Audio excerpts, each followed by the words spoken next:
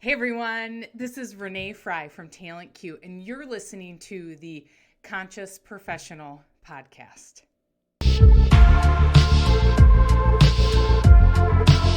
All right, this week we are opening up Pandora's box and talking about money.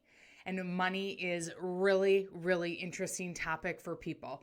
Some people talk about it freely, others keep it totally private. Some love money, some hate it. Some people are all across the board with their feelings about money. And after listening to this podcast, I'm hoping you'll gain a new perspective and have a greater awareness about money and how to attract all the money you want. So I gotta ask, what do you believe about money? If I asked you to fill in the blank, money is blank. Money is fill in the blank. I'm sure something popped into your head right when I asked you that, fill in the blank, boom. What would your response be? Was your fill in the blank answer, money is abundant, money is fun, money is awesome? Or did your answer go something like, money is hard, money is scarce, money isn't important? Whatever you believe about money is what will determine how much of it you have. And this is key. Whatever you believe about money is what will determine how much you have. There are people who think money is the root of all evil, but I don't feel this mindset does a good job of capturing how complex money can be. And in reality, our relationship with money often mirrors our character. If a person has bad intentions with their financial actions, most likely they're going to align with those intentions. And on the other hand, people who have qualities like generosity, they're going to use their money for goodness and for commendable purposes. And in the previous episode, I spoke about abundance and scarcity mindsets. If you have a scarcity mindset, you may believe that you only need enough money to get by. You need enough to support your current lifestyle, enough to pay your bills. This is enough. That's good enough for you. And I'd like to challenge that belief, because why wouldn't you want to live an incredibly abundant life? There is so many subconscious beliefs tied into this. And this can go all the way, we can go all the way to the bottom of the rabbit hole, to the most common limiting belief people have in this world. I'm not worthy. Like, you don't deserve to be wealthy. Everyone deserves it, but you have to believe it. And for those who harbor negative feelings about money, or if you feel you lack the financial resources that you want, it's really important to challenge and reassess your thoughts and attitudes about money. People tend to think that there are limited ways to earn money. I was raised to believe you have to work hard to earn money. But the real secret to building wealth lies in creating value. So let's look at a famous person. Let's look at Oprah's life, for example. Everyone knows who Oprah is. She has the same amount of time as all of us, but she managed to create something incredibly valuable that so many people wanted. So is wealth just something that exists and we pass it around, or is it something that we create through value? Now, if you believe that money comes from time and effort, you're going to be sitting there with your hands hanging out, waiting to get paid. And you want to get paid the most for you can for the least amount of time and effort, but that's going to backfire. People who over-deliver always get 10 times back what they give, not only in their self-esteem and their self-confidence, but in their willingness to receive. And when you've given such quality to the world, you're open to receiving the gifts of abundance the world has. So when you're constantly living from a place of scarcity, wanting to just make sure you get paid for every little thing you do, every little hour that you work, You stop creating value, and all you're doing is get. You're just doing your time and getting your paycheck, and you're never going to blow your mind in terms of money, ever.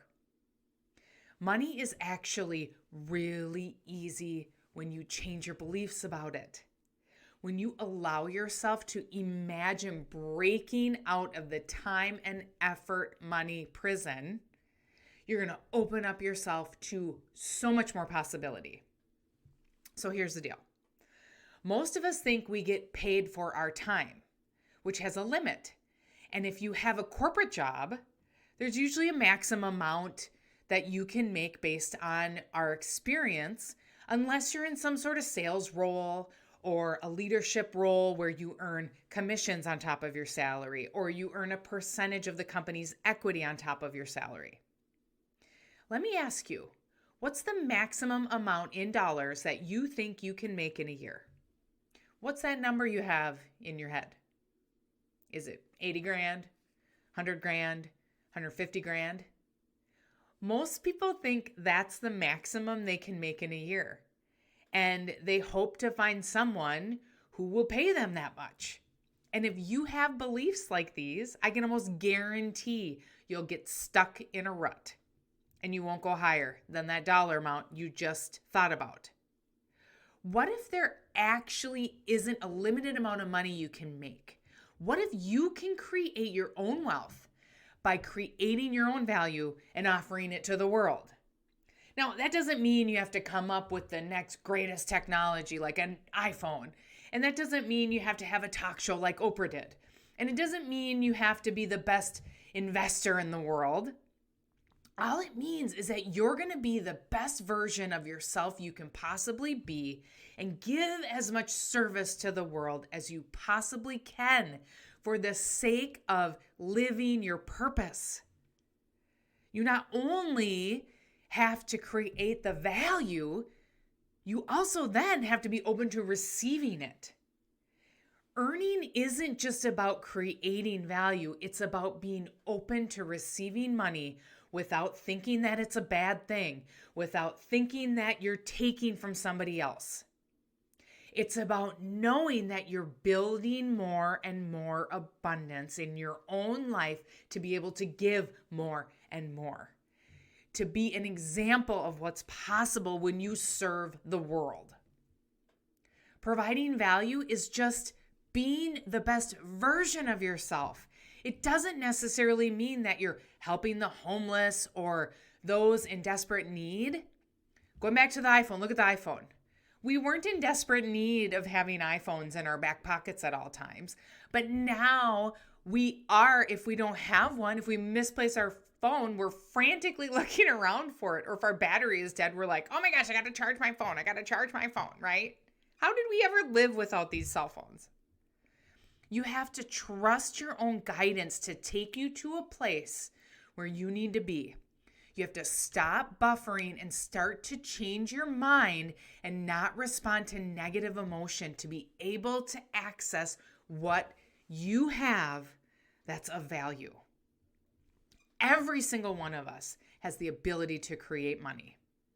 Now remember from episode 1, I shared the 5 keys to unlock the vault of your mind. I'll share them again, but I highly recommend you go listen to that. So number 1, what we believe determines what we think. Number 2, what we think determines our feelings. Number 3, how we feel determines our actions. Number 4, our actions over time become habits. And number 5, habits determine the quality and outcome of our lives. So how do we create money? We create money through our thoughts, which creates our feelings.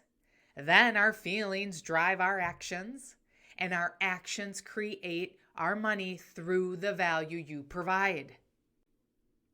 We think of money as being available or unavailable, and we believe we can just create it. We don't believe that because we weren't taught this. We notice what's there or what is not in our physical world, and then we complain or we enjoy it.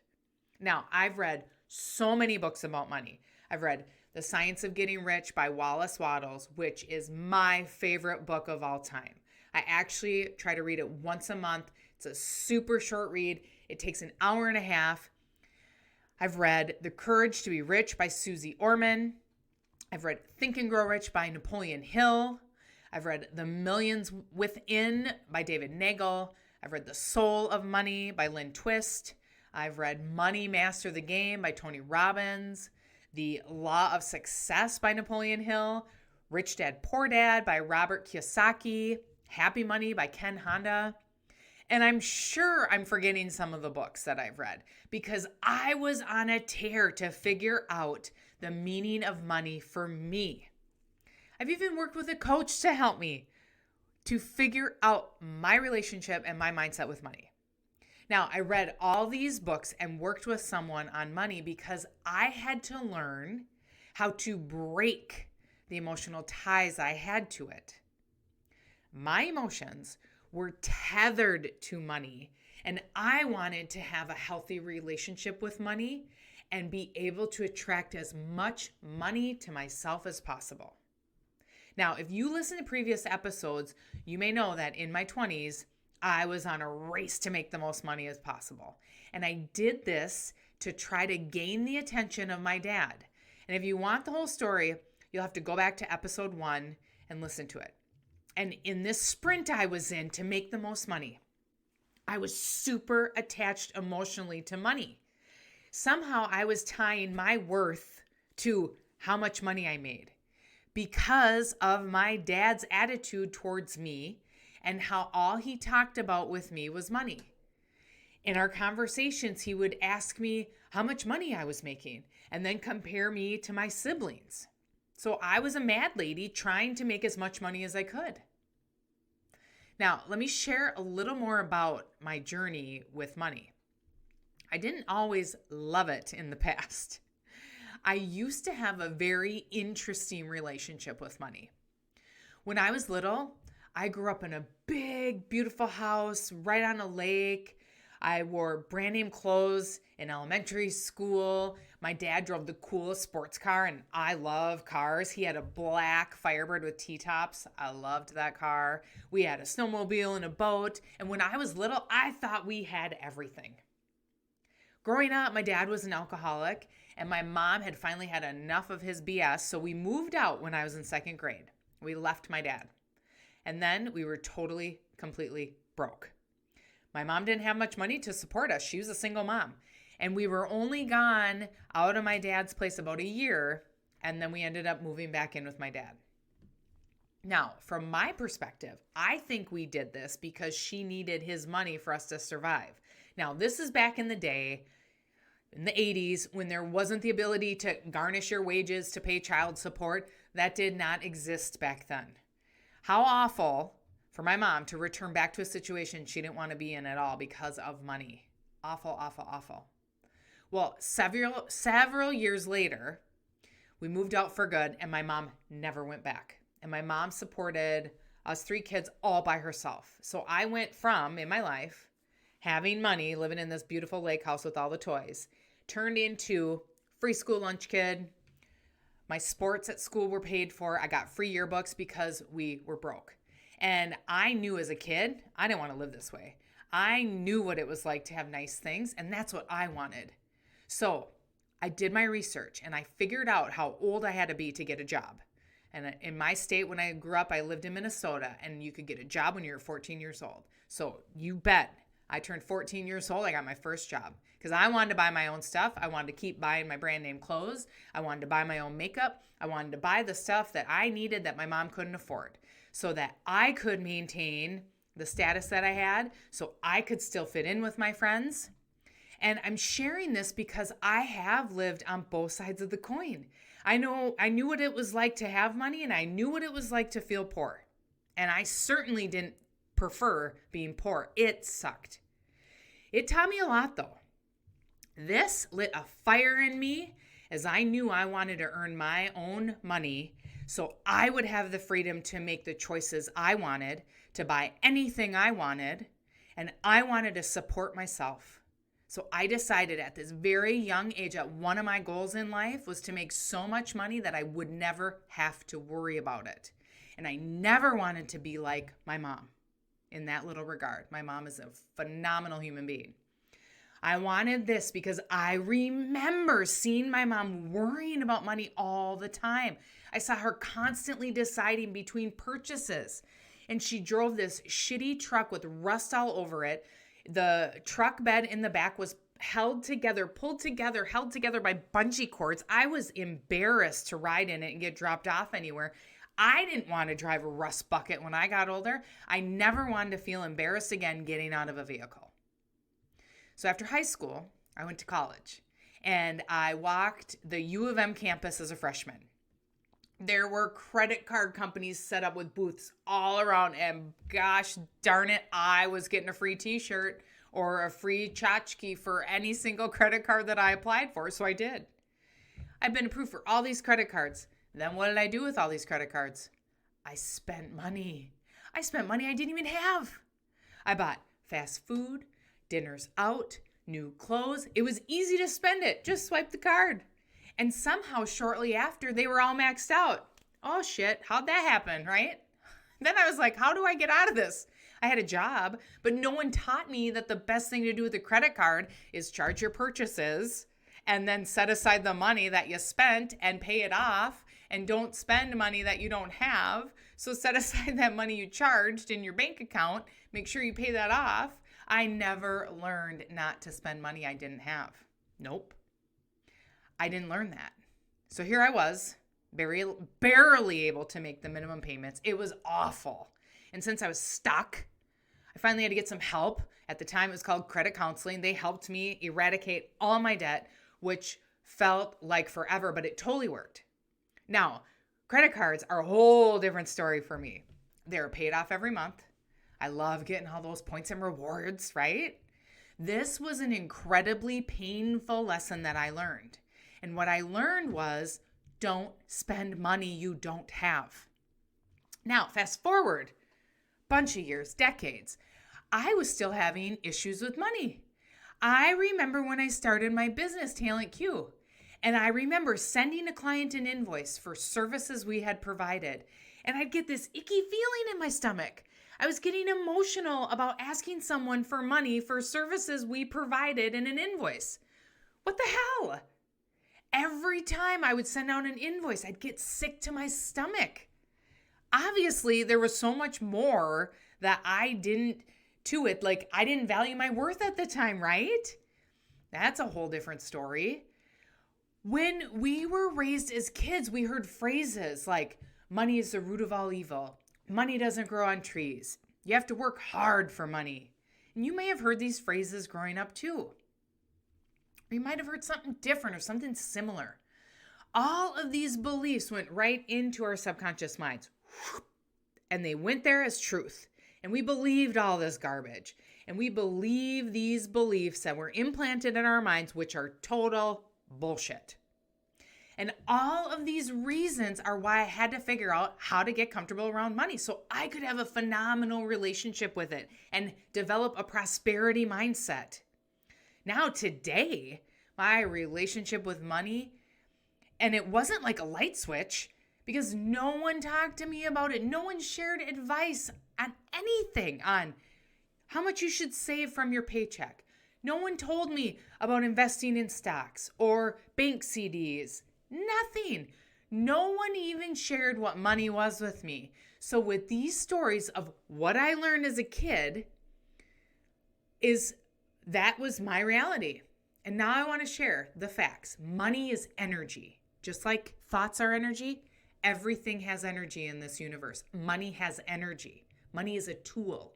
Money is a vehicle. So if you look at a dollar, like say a $10 bill, the fact is that $10 bill is actually a piece of paper. How can some of us have so much emotion tied to a freaking piece of paper? Unreal, right? Most people trade for money. So when you're in the Starbucks drive-thru, you are trading your $6 for a Frappuccino, which means you truly aren't thinking about giving and receiving. If you adjust your thoughts slightly, next time you're at the drive-thru, think about it in this way. I am giving my $6 to receive the most delicious, fresh Frappuccino that I love the taste of, that I enjoy so much, which also helps the Starbucks employees pay for their bills. Learn how to receive and not trade. That's when money will start to flow to you. Money is a tool that gives you access to resources so you can receive something of value. So when you stop yourself from buying something that holds value to you, you're prolonging the time it takes for that thing to make a change in your life. If you hoard money and you're constantly saving money and holding on to it so tight, you may want to learn how to spend more freely and see what happens. Holding on to something just because you're afraid to lose it is not going to help you grow. This is total scarcity mindset, and it won't help you unlock all the wonderful things that you could receive because you weren't willing to release the emotional connection to it so that you could gain something even better in return. So when you realize the fact that you do deserve money to flow to you and there is unlimited amounts of money in the universe, you start to release that tension of holding on to it so tightly with that fear it will leave you. A simple way to think about this is when money flows away from you, something of value is flowing back to you. You are constantly receiving value. And once you realize this, it can start to open the floodgates and allow you to make decisions about money more freely. This is what I like to call prosperity mindset. Now, I want to challenge all the money hoarders who are listening right now. I have a challenge for you for next week. For the entire week next week. Anything that you see that you want to buy, I challenge you to buy it just for 1 week. If you're out shopping and you pick up a coffee mug, you're like, oh, I like this. And you flip it over and you're like, oh, $25. You still see that price? And in your mind, you're saying, I'm not paying $25 for that. I want you to get out of your comfort zone and push yourself to buy it. I truly believe there is an unlimited amount of money for every single one of us on this planet. Now, some of you are on the opposite side. You might not like talking about money. You may never feel like there is enough. You may be living paycheck to paycheck, which can be super frustrating. And I know because I've been there. In college, I was there. And you're not alone. 65% of Americans live paycheck to paycheck, which is astonishing. We all know that change is difficult. And to change your belief and attitude about money, it takes time. It took me years. If you have a desire to be wealthy, you need to think differently about how you think about money. You have to change your beliefs about it. The ultimate key is going to be in a state of giving. How do I share more? How do I help more people? It's an attitude of giving. Now, there's 12 universal laws in the universe, and one of them is the law of polarity. It means that everything in the universe has two sides to us. They're all interconnected. And these opposites are often referred to as dualities. So, for example, light and darkness, good and evil, hot and cold, love and hate. Now, according to the law of polarity, everything has an equal and opposite side. And they exist in relation to one another, and they can't be understood or experienced without the contrast provided of their opposite. So, for example, we can appreciate and understand the concept of light because we also know darkness. And this principle implies there is a continuous interplay and balance between opposites in the universe. It suggests that one can't exist without the other and that they are necessary for each other's existence. So if I don't have something, then I don't have it yet. But if I can't see it, I have to bring it into my awareness So going back to having an attitude of giving, you also have to have an attitude of receiving. So that goes both ways. My eyes tell me there isn't any money, but the universe is wholly abundant. I'm not going to spend because I don't have. The law of polarity says if you don't have it, you just don't have it yet. It already exists, but you need to bring it into your realm of possibility. So if you see something you like, but you seriously don't have the money for it right now, I want you in your mind now, forever in your mind, say, I can afford that. I can afford that. And when I started telling the universe, wealth is circulating in my life, wealth flows to me in avalanches of abundance, all my needs and desires and goals are met instantly by infinite intelligence. Money started to show up everywhere. I had a $450 check from my insurance company, my auto insurance company, some sort of refund, showed up in my mailbox. On a walk, I found $10 in the ditch. I found a $10 bill in the ditch. And 2 years ago, when I test drove the Audi SQ8 that I have, I found a dime on the floor in the back seat, which told me that this was the universe saying, buy it, it's meant for you. I actually find money everywhere, and I'm delighted to experience these signs. Now, you may have heard growing up, if you see coins on the ground and they're heads up, they're good luck, but don't pick up those coins unless they're heads up. I call bullshit. All money is good. Pick it all up off the ground. When you open up your mind to the possibilities of receiving money outside of just your paycheck, money's going to show up in total opportunities you've never thought possible, because right now you may have put yourself in a little box believing you can only make money from one source, your job. My attitude is I'm not going to limit myself on what I'm experiencing or how I'm going to bring in money. I will bring in the money simultaneously. I had to frame my money mindset and the new beliefs that I established, and to be able to believe that I can earn limited amounts of money and I can receive and I deserve the money that flows to me. Money is bountiful. There are unlimited amounts of money in the universe. I am balanced between saving and spending and investing. I'm thoughtful in my choices to spend money. And there has always been enough. There will always be enough for everything I need. There will always be enough money for everything I need. And we need to change our beliefs about money, because the beliefs we have are from our parents and how we were raised. And making more money is simply an awareness.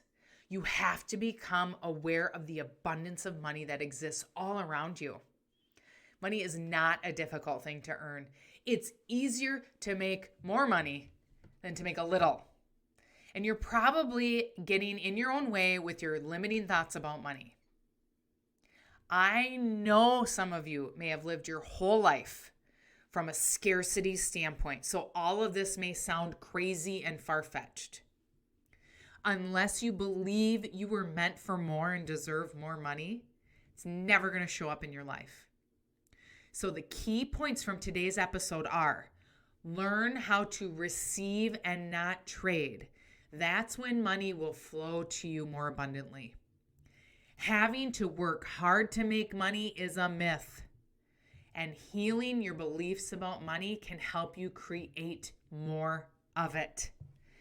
Thanks so much for listening, everyone. Share this episode and go make one change to be better than you were yesterday. Live your life with intention. I believe in you. I'm on a mission to help as many people as possible. So if you would, please leave a 5-star review. See you next week. Cheers, everyone.